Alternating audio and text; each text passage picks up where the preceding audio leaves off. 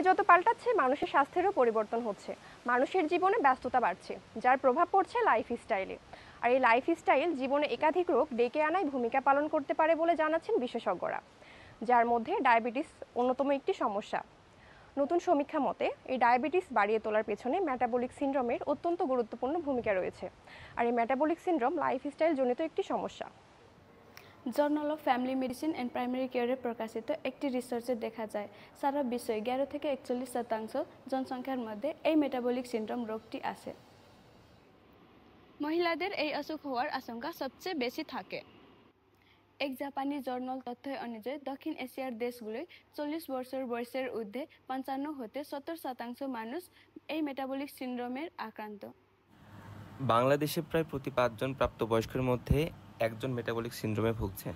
Metabolic syndrome শুধু diabetic, হৃদরোগ ও স্ট্রোকের ঝুঁকি বাড়িয়ে দেয় তাই নয়, মেটাবলিক সিনড্রোমে আক্রান্ত মহিলারা পলিসিস্টিক ওভারি সিনড্রোম নামক অসুখে ভোগেন, যেখানে মাসিক হয়ে যায় অনিয়মিত, অবাঞ্ছিত লোম গজায়, বন্ধ্যাত্ব দেখা দেয়। মেটাবলিক সিনড্রোমে লিভার বা যকৃতে চর্বি জমিয়ে ফ্যাটি লিভার নামক শারীরিক সমস্যা তৈরি করে, যা থেকে পরবর্তীতে লিভার সিরোসিস হয়ে লিভার বা যকৃত নষ্ট হয়। স্তন, যকৃত এবং খাদ্যনালী ক্যান্সার ঝুঁকি বৃদ্ধি করে মেটাবলিক সিনড্রোম। যাদের মেটাবলিক সিনড্রোম রয়েছে তাদের স্মৃতিশক্তি দ্রুত কমে যেতে থাকে। মেটাবলিক সিনড্রোম আক্রান্ত ব্যক্তিদের ডায়াবেটিস হওয়ার ঝুঁকি 3 থেকে 5 গুণ বেশি। মেটাবলিক সিনড্রোম আছে এমন ব্যক্তির স্ট্রোক হওয়ার সম্ভাবনা অন্যদের তুলনায় 4 গুণ বেশি, আর হার্ট অ্যাটাক বা হৃদরোগে আক্রান্ত হওয়ার ঝুঁকি দ্বিগুণ। মেটাবলিক সিনড্রোম ডায়াবেটিক, হৃদরোগ, স্ট্রোক অথবা তিনটের ঝুঁকি ব্যাপকভাবে বৃদ্ধি করতে পারে। National heart, lung, blood institute এর নির্দেশনা অনুযায়ী একজন ব্যক্তির মেটাবলিক সিনড্রোম রয়েছে কিনা তা জানার জন্য কিছু বিষয় নিশ্চিত হতে হবে। প্রথমত, পেটের স্থূলতা বা কোমরের মাপ।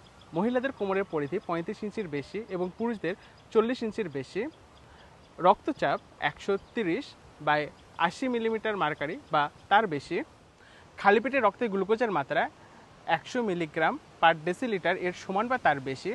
কম এইচডিএল বা ভালো কোলেস্টেরল পুরুষের জন্য 40 মিলিগ্রাম পার ডেসিলিটার এর কম এবং মহিলাদের জন্য 50 মিলিগ্রাম পার ডেসিলিটার এর কমকে কম বলে মনে করা হয়। রক্তে ট্রাইগ্লিসাইড নামক চর্বি খালি পেটে 150 মিলিগ্রাম পার ডেসিলিটারের বেশি থাকা মেটাবলিক সিনড্রোম এর একটি বৈশিষ্ট্য। যখন কোনো ব্যক্তির মধ্যে স্থূলতা, উচ্চ রক্তচাপ, ভালো চর্বি কম, খারাপ চর্বি বেশি, রক্তে গ্লুকোজ বেশি থাকা, এই 5টি সমস্যার মধ্যে 3টি বা তার বেশি থাকে, তখন তাদের মেটাবলিক সিনড্রোমে আক্রান্ত বলে ধরা হয়। সমীক্ষা বলছে শুধু ডায়াবেটিস বাড়িয়ে তোলার প্রবণতাই নয়, মেটাবলিক সিনড্রোম বাড়িয়ে তুলতে পারে কার্ডিওভাস্কুলার ডিজিজ বা হৃদরোগও। সাধারণত হাইপারটেনশন বা উচ্চ রক্তচাপ, রক্তে গ্লুকোজ বৃদ্ধি বা অবিসিটি এর প্রধান উপসর্গ। দ্য ইন্টারন্যাশনাল ডায়াবেটিস ফেডারেশনের কথায় এই 3টি উপসর্গ থাকলে মেটাবলিক সিনড্রোম হওয়ার আশঙ্কা থেকে যায়। জার্নাল অফ কার্ডিওভাস্কুলার ডিজিজ রিসার্চে প্রকাশিত একটি সমীক্ষা বলছে মেটাবলিক সিনড্রোম জীবনযাত্রার ধরনের সাথে সম্পর্কিত একটি অসুখ, যা বিশ্বব্যাপী দ্রুত বেড়েই চলছে।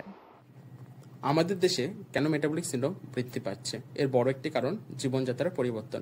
পশ্চিমা জীবনধারায় অভ্যস্ত হয়ে পড়েছি আমরা, যেখানে ফাস্টফুড ও জাঙ্ক ফুডের প্রবণতা বেশি, ফলমূল, শাকসবজির পরিমাণ কম এবং শারীরিক পরিশ্রম এবং ব্যায়ামের অভাব। এই জীবনধারা আমাদের শারীরিক ওজন বাড়িয়ে দিচ্ছে, রক্তচাপ ও ডায়াবেটিস হচ্ছে, ভালো চর্বি কমছে, খারাপ চর্বি বাড়ছে, সব মিলিয়ে গড়ে উঠছে মেটাবলিক সিনড্রোম। কিছু ক্ষেত্রে জিনগত কারণেও মেটাবলিক সিনড্রোম হওয়ার সম্ভাবনা থাকে। খাবারে পরিবর্তন আনলে এই সমস্যা থেকে মুক্তি পাওয়া যেতে পারে। বিশেষ করে ফাইবারযুক্ত খাবার ডায়েটে রাখা যেতে পারে। বেশি করে সবজি, সবুজ শাক, মাছ, মুরগির মাংস ডায়েটে রাখা যেতে পারে।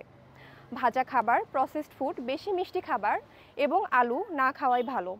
পাশাপাশি খুব বেশি লবণ পরিহার করতে হবে। খাবারের পাশাপাশি শরীরচর্চাও এক্ষেত্রে কাজে দেয়। বাড়তি ওজন কমিয়ে শরীর সুস্থ রাখে, ফলে এই সমস্যা হয় না।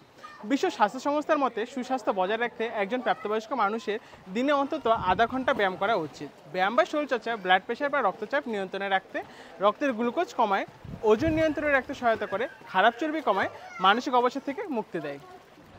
নীরব ঘাতক হিসেবে খ্যাত মেটাবলিক সিনড্রোম রোগটি মহামারী আকার ধারণ করার আগেই একটি টেকসই এবং সুস্থ জীবনযাপন নিশ্চিতকল্পে আমাদের ব্যক্তিগত পর্যায় থেকে শুরু করে রাষ্ট্রীয় পর্যায় পর্যন্ত এটি উদ্যোগ গ্রহণ করে তা বাস্তবায়ন করতে হবে।